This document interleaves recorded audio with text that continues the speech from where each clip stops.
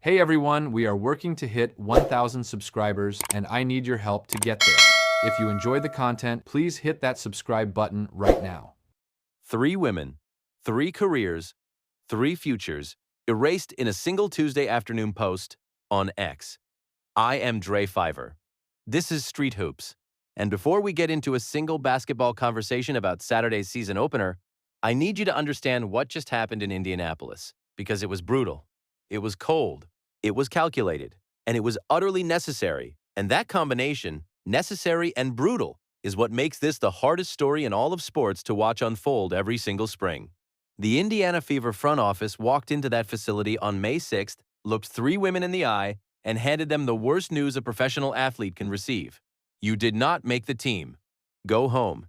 And just like that, a roster that had 15 women fighting for their lives was officially trimmed to the final 12. The 2026 Indiana Fever are locked, loaded, and 72 hours away from the most anticipated WNBA season opener in the history of this franchise. Let us talk about who is in, who got cut, what this roster actually looks like when you strip away all the noise, and why the injury report heading into Saturday might be the single most frightening document in all of women's basketball right now. But first, we start with the heartbreak, because we have to. Because these are real people and they deserve to be seen before we move on to the tactical breakdown. Let us start with Megan McConnell because her story deserved a different ending, and everybody who followed this camp knows it. According to reporting by WTHR in Indianapolis, McConnell is the sister of Indiana Pacers guard TJ McConnell, and she came into this training camp as a massive long shot on a non-guaranteed contract. The story of how she even got the call is remarkable. She was on her way to visit her brother in Indiana when the Fever reached out about a training camp invitation. And rather than turn around, she walked right into the fire. In all three preseason games, McConnell competed with everything she had. Against the Nigerian national team, she logged 11 minutes, grabbed 3 steals, and dished out 3 assists. She played with the kind of defensive edge that coaches fall in love with. The problem was not effort. The problem was not talent. The problem was the room she was trying to walk into.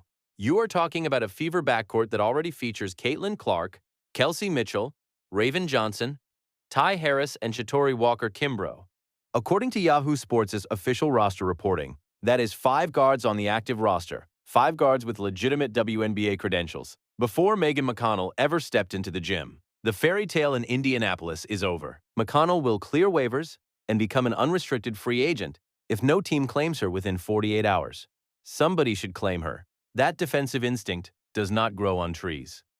Jessica Timmons, the Fever's third-round pick out of the University of Alabama, had flashes that made you believe she was going to stick. According to WTHR's reporting, Timmons averaged 12.6 minutes per game across all 3 preseason contests. In her debut against the New York Liberty, she dropped 10 points on 4 of 6 shooting. She had a quick trigger, she could create in traffic, and she had the kind of offensive self-confidence that is genuinely rare in a rookie competing for a bubble spot.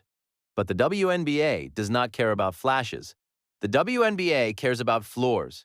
And when Timmons followed that debut with just 6 combined points in the next 2 games, including a 0 for 5 shooting performance against Nigeria, the writing was on the wall. Stephanie White and general manager Lynn Dunn chose veteran stability and defensive reliability over raw rookie upside. In a season where this franchise is being discussed as a genuine championship contender, that is a defensible decision. But it is still a hard one to watch when you saw what Timmons was capable of on her best night. And then there is Kiana Traylor. And Dre has to be real with you here, because Traylor's cut is the one that still has me processing this morning. She had what multiple commentators called the best preseason debut of any bubble player on the entire Indiana roster. According to WTHR's reporting, Traylor, a Martinsville, Indiana native and Purdue product, scored 8 points on 3 of 5 shooting and posted a +8 rating in under 11 minutes against the New York Liberty. She looked comfortable. She looked composed. She played with the confidence of someone who belonged, not the desperation of someone auditioning. But as we learned in the final preseason game against Nigeria, Traylor struggled with turnover issues, 3 against the Liberty and reportedly 4 against Nigeria. And in a system that Stephanie White is trying to build on pace and ball security, that was the crack the front office could not ignore. She was still cut. And that right there is the WNBA in one paragraph. 144 spots in the entire league. 3 players who deserve to be in professional basketball were sent home. The numbers are the numbers. The math is unforgiving and the salary cap does not care about human stories. Now the purge is over. The dust has settled. The 12 women who are going to war for this franchise when the ball goes up on Saturday at 1 o'clock Eastern on ABC are officially confirmed.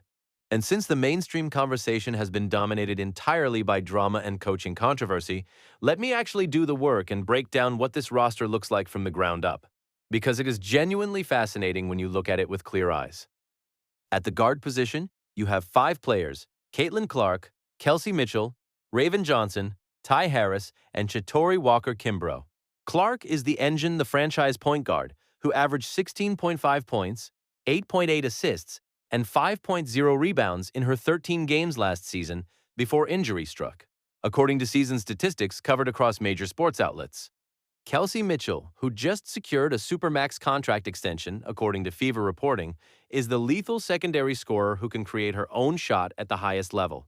Raven Johnson brings the lockdown defensive presence this backcourt has desperately lacked, a player who was named the SEC Defensive Player of the Year in her final college season at South Carolina, according to Yahoo Sports draft coverage.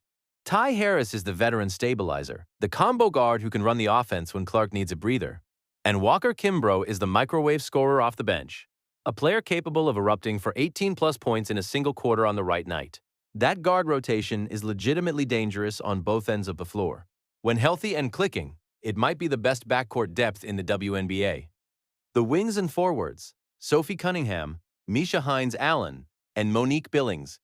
Cunningham is the enforcer, the physical perimeter presence who can shoot threes and will absolutely get under an opponent's skin if the situation calls for it. She is also, as the internet noted, somewhat dramatically during the marketing campaign, one of the faces the Fever chose for their preseason promotional push. Hines-Allen is the bruising post presence who does the dirty work that never shows up on a highlight reel, but absolutely shows up in the win column. And Billings was brought in this offseason specifically to add frontcourt size and experience. A 30-year-old veteran with championship pedigree who gives this team physical presence behind Aliyah Boston. And at center, Aliyah Boston, Michaela Timpson, and Deiras Dantas. Boston just signed a historic contract extension with the franchise, according to Fever organizational reporting, a signal that both sides view this as a long-term partnership. She is the anchor, the non-negotiable piece around whom everything on offense and defense is built. Timpson emerged in the final preseason game against Nigeria as a remarkably efficient inside presence, and Dantas, a veteran stretch 5 who reportedly knocked down 4 three-pointers in the Nigeria game, gives Indiana a floor spacing option at the center position that forces opposing big women completely out of the paint and opens the lane for Clark and Mitchell in transition. And then there is the 14th name in this building, Justine Pissot.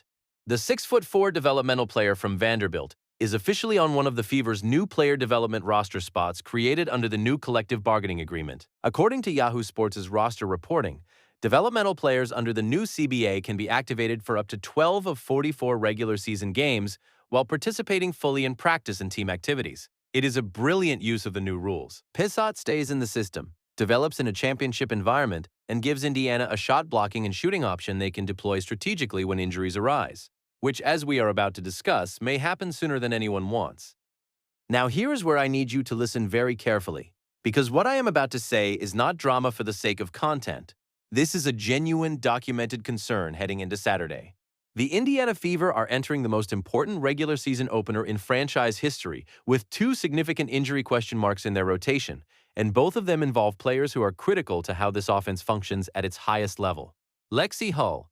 Let us start there because she is the one that has been discussed the least in the mainstream conversation. According to detailed reporting from Athlon Sports, Clutch Points and Indy Star's Chloe Peterson, Hull has been battling hamstring tightness since the very start of training camp. She missed all 3 of Indiana's preseason games. Every single one. Every rep the other guards were getting in live game action. Hull was watching from the bench managing a hamstring issue. Now here is the thing about hamstring injuries that anyone who has played basketball at any level understands. They are liars. They feel fine until they do not. They let you jog in practice and think you are good, and then they grab you in the middle of a play on the biggest stage. According to Indy Star's reporting, Hull told reporters on Tuesday that she describes the issue as continued tightness, but that she anticipates playing Saturday, adding, "And I want you to hear these words carefully. We'll see how much I get to play." That is not the language of a player who is fully confident. That is the language of someone managing a situation day to day and hoping it holds together. And here is why this matters beyond the box score. Lexi Hull shot 47% from three-point range last season. She played in all 44 regular season games and elevated even further in the postseason, averaging over 10 points per game in 8 playoff contests, according to Athlon Sports' season statistical coverage. She is one of the most important perimeter spacing weapons in Indiana's entire offensive system. When Hull is on the floor, Caitlin Clark has room to operate because opposing defenses cannot crowd the paint. They have to respect Hull's shooting threat on the wing. When Hull is not on the floor, or when she is at 60% of her capacity, defenders can collapse harder on Clark, blitz pick and rolls more aggressively, and make life considerably more difficult for the entire offense. This is not a role player situation. This is a structural problem. And then there is Monique Billings. And this one landed with particular force because of the timing. According to Athlon Sports' real-time reporting from the Nigeria preseason game, Billings, who was starting and was expected to be a key front-court piece alongside Aaliyah Boston, tweaked her right ankle in the second quarter. She went down, headed to the locker room, and was officially ruled out for the remainder of the game. Now, the good news, according to subsequent reporting from Stephanie White's post-game presser, covered by the Indianapolis Star's Chloe Peterson, is that Billings herself reportedly said she was fine and the team was taking a precautionary approach. White confirmed the team would evaluate day to day. As of the most recent reporting, the timeline remains uncertain, but the approach is clear. Indiana is not taking risks in the final days before opening night.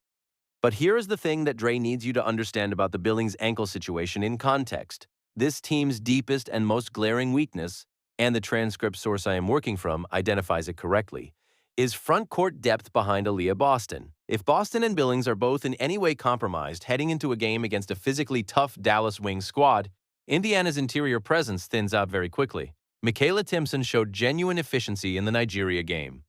Dantas showed shooting range, but neither of them is a proven load-bearing front-court presence against elite competition in a game that counts. And if you need any reminder of what happens to this Indiana Fever team when their key players are unavailable, you just need to look at last season. Clark missed the entire second half of 2025 with a groin injury. The Fever still made the playoffs, still pushed the eventual champion Las Vegas Aces to 5 games in the semifinals. But they did it without their best player. They cannot afford to go into this season already patchworking their lineup. Now, I want to zoom out for a moment, because I do not want this to be purely a doom and gloom segment, because when you look at this roster with clear eyes and you set aside the injury anxieties for 1 second, what Stephanie White has assembled here is genuinely intriguing basketball. The pace that White has talked about all offseason, the intention to push the ball, play in transition, and use Clark in more dynamic ways, off the ball as well as on it, fits this personnel well. You have speed at every guard position. You have a developmental center in Pissot who can step in for limited games and stretch the floor. You have a superstar in Clark who, by her own admission, has welcomed the support of Raven Johnson and Ty Harris in sharing ball handling responsibilities because, in Clark's own words, as reported by IndyStar, bringing the ball up 94 feet against full court pressure every single possession is exhausting. That is self-awareness. That is a great player understanding her body and trusting the system around her. The Clark-Raven Johnson dynamic, which the media spent several weeks trying to frame as a potential locker room conflict because of their history from the 2023 Final Four, appears to be a complete non-issue. According to Sports Illustrated's reporting on Johnson's media day availability, Johnson has moved on from the wave-off incident, characterized it as in the past, and described her working relationship with Clark in entirely professional and positive terms. Clark has publicly praised Johnson's camp performance. The Fever even posted photos of the two joking around during practice, Clark seemingly letting Johnson chase her, both players grinning. And the comment section responded with genuine warmth. The narrative of tension between these two was media manufactured, and it appears to have zero basis in actual locker room reality. The real story heading into Saturday is not the soap opera. The real story is a basketball question. Can this team stay healthy? That is the only question that actually matters.